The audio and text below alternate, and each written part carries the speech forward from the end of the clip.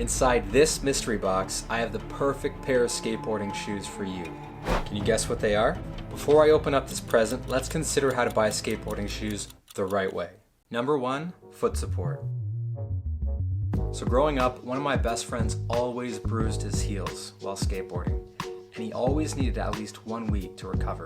Skate shoes need good foot support, which will protect your feet from bruising. Good foot support is important, especially if you have high arches or flat feet, just like me. When it comes to a shoe, you need to protect 3 key parts of your foot: the heel, upper foot, and big toe, because they're under the most pressure while skateboarding. There's a couple ways to tell if you have good foot support. First, try on 3 pairs of shoes that you like, different brands, and compare their support by jumping up and down and landing intentionally on your heels and toes. Second, look for what's called a cup-soled shoe.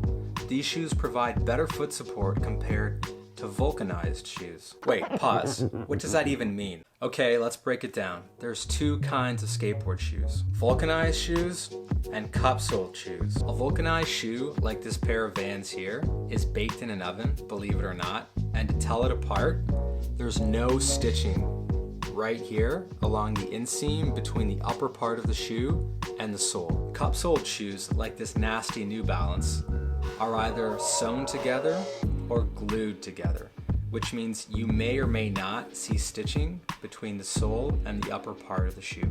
So if you need shoe support, look for the stitching. Otherwise, just do a quick Google search and then you'll know. Number 2, ankle support.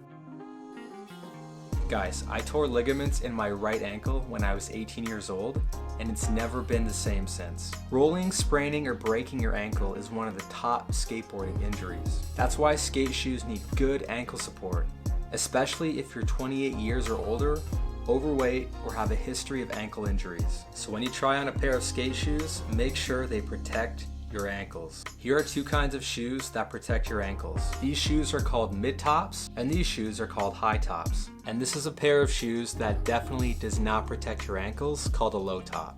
Number 3, toe caps.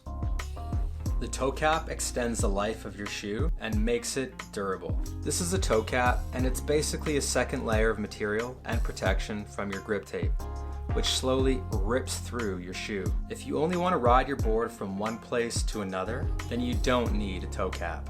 This means you could even buy a pair of slip-on skateboard shoes because they don't have toe caps. Otherwise, always buy a pair of shoes with toe caps. Number 4, the grip.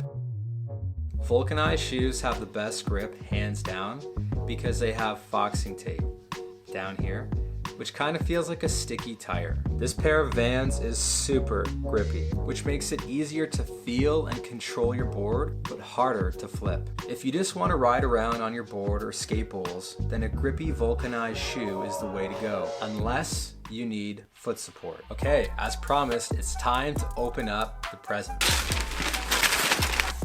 The perfect pair of skateboarding shoes are my ratty New Balances. Look at how nasty those look. I bought these last year. They're a pair of cup soles, and I skated them to shreds, as you can see. Guys, I'm just kidding, but these are probably the perfect pair for me, not you. To find the perfect pair of shoes for you, have a look at this chart, and feel free to ask me any questions down below in the comments. I am the Canadian Skater, and I'll catch you later.